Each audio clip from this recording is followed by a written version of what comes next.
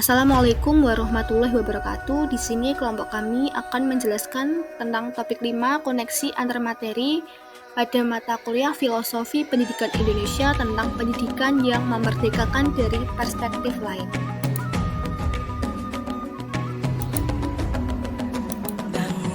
Kami dari kelompok 2 yang beranggotakan 1. Ardi Sunaria, 2. Dewi Astuti, 3. Ikvina Arlin Aulia Belkis, yang keempat Mita Purnamasari, yang kelima Mursyidatul Asmiyah.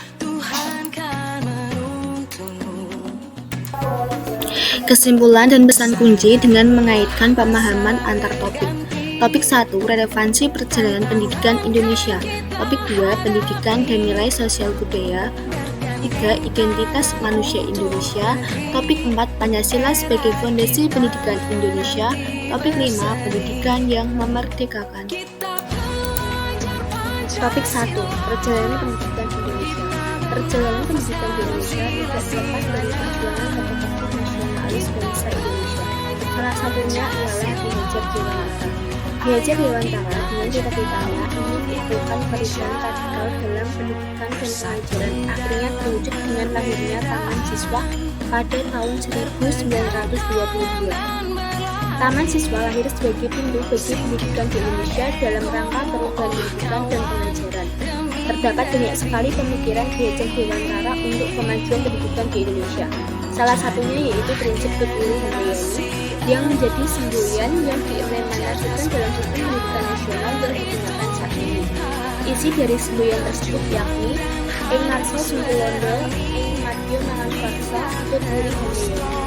Di depan memberi teladan contoh, di tengah membangun semangat, dan di belakang memberi dorongan. Selanjutnya topik 2, dasar pendidikan Ki Hajar Dewantara. Yang pertama, budi pekerti, yaitu perpaduan antara cipta atau kognitif, karsa atau afektif, sehingga menciptakan karya atau psikomotorik. Yang kedua, sifat among. Kata among berarti menuntun, sehingga seorang pendidik harus mampu menuntun dan membimbing peserta didik agar mereka dapat tumbuh dan berkembang menjadi manusia sesuai dengan kodratnya. Yang ketiga, kodrat alam dan kodrat zaman. Seorang pendidik baiknya memberikan pengajaran kepada pendidik peserta didik disesuaikan dengan perkembangan lingkungan dan zamannya. Selanjutnya, yang keempat, pendidikan di Indonesia tidak hanya berfokus pada daya intelektualitas saja, tetapi juga nilai budaya pada diri peserta didik sehingga menciptakan sikap profil pelajar Pancasila sesuai dengan filosofi pendidikan Ki Hajar Dewantara.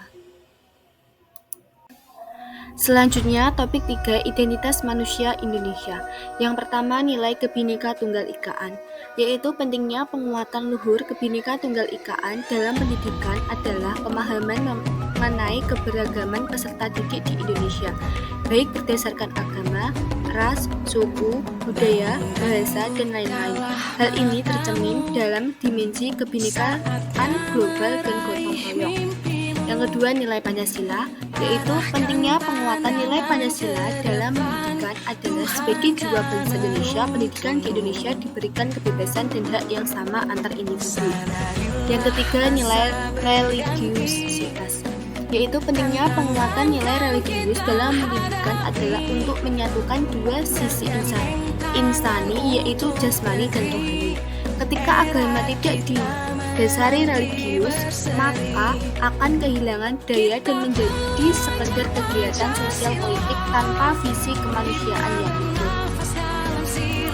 Selanjutnya, topik 4, Pancasila sebagai fondasi pendidikan Indonesia. Pancasila sebagai entitas dan identitas bangsa Indonesia dalam kebhinekaan dalam setiap latar belakang kehidupan sosial budaya, ekonomi, dan agama. Pendidikan nasional Indonesia bermuara pada profil pelajar Pancasila sebagai perwujudan manusia Indonesia dengan kuat dengan nilai-nilai luhur daya bangsa yang menjadi akar pendidikan dalam upaya memaknai dan menghayati nilai-nilai kemanusiaan.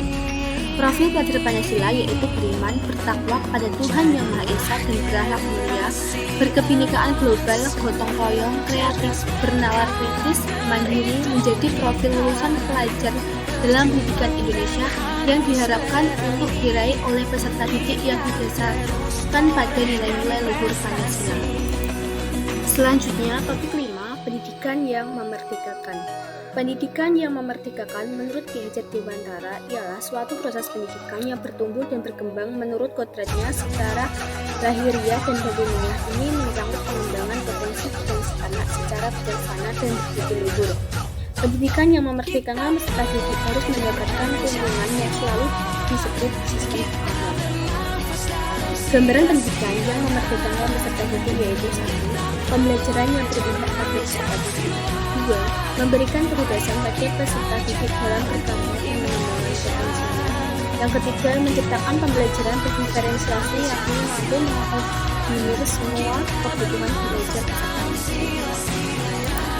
Koneksi antara materi topik 5 dengan topik 1, 2, 3, dan 4 yaitu dilihat dari perjalanan pendidikan nasional yang sangat panjang dalam belengguan, bahkan setelah merdeka pendidik masih terbelenggu dalam pendidikan yang menyamakan potensi peserta didik. Maka pembelajaran dan pendidikan yang diselenggarakan di sekolah diupayakan agar berpusat dan berpihak pada peserta didik, di mana guru bertindak sebagai fasilitator dan sebagai seorang pemimpin dalam upaya membangun transformasi pendidikan dengan membangun ekosistem sekolah yang mendukung tumbuh kembang peserta didik. Disinilah peran yang dimiliki oleh pendidik harus melakukan terobosan, inovasi, dan transformasi pembelajaran sesuai dengan dasar pendidikan Ki Hajar Dewantara dengan memahami terlebih dahulu identitas manusia Indonesia yang memiliki karakteristik yang beragam dan menjadikan Pancasila sebagai fondasi pendidikan untuk mewujudkan profil pelajar Pancasila. Dengan melaksanakan pembelajaran yang berpihak pada peserta didik, maka terciptalah suatu pendidikan yang memerdekakan bagi peserta didik. Pesan kunci yang pertama, pendidikan yang memerdekakan peserta didik sesuai dengan pemikiran Ki Hajar Dewantara telah diimplementasikan dalam kurikulum Merdeka.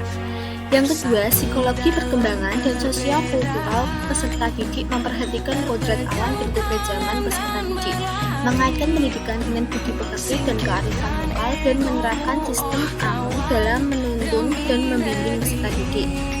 Yang ketiga, 3 nilai kemanusiaan khas Indonesia mengenai keberagaman identitas budaya peserta didik serta mengimplementasikan ketiga nilai tersebut yakni nilai Kebhinneka Tunggal Ikaan, Pancasila, dan religiusitas dalam pembelajaran.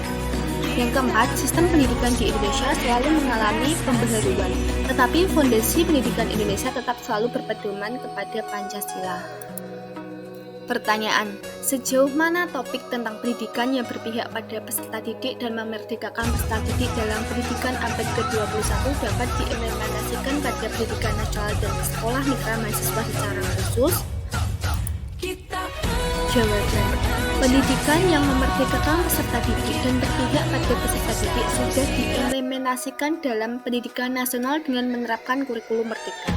Sekolah mitra tempat saya PPL 1 dalam melaksanakan pembelajaran, guru merancang pembelajaran sesuai dengan minat, gaya, dan tingkat kemampuan peserta didik. Sebagai contoh, sebelum memulai pembelajaran, guru melaksanakan teknik tes diagnostik awal untuk mengetahui tingkat kemampuan peserta didik. Setelah itu, guru membagi kelompok berdasarkan tingkat kemampuan peserta didik dari tingkat tinggi, sedang, dan rendah. Selanjutnya, dalam proses pembelajaran, guru memberikan materi pembelajaran sesuai dengan tingkat kemampuan masing-masing dalam kelompok dan selalu membimbing setiap kelompok belajar terlebih pada kelompok tingkat sedang dan rendah.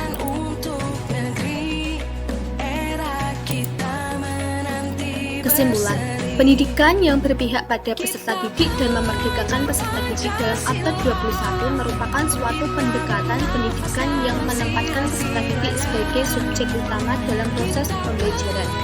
Hal ini tercermin dalam penerapan kurikulum Merdeka yang memberikan kebebasan kepada peserta didik dengan menciptakan pembelajaran yang sesuai dengan kebutuhan dan kemampuan peserta didik. Guru memberikan kebebasan kepada peserta didik untuk bertumbuh dan berkembang menurut kodratnya secara lahir dan batin. Dengan demikian, pendidikan yang berpihak pada peserta didik dan memerdekakan peserta didik bertujuan untuk menciptakan lingkungan belajar yang memberdayakan peserta didik agar dapat tumbuh dan berkembang secara optimal sesuai dengan minat, bakat, dan kemampuan yang dimilikinya. Sekian penjelasan dari kelompok kami. Terima kasih. Wassalamualaikum warahmatullahi wabarakatuh.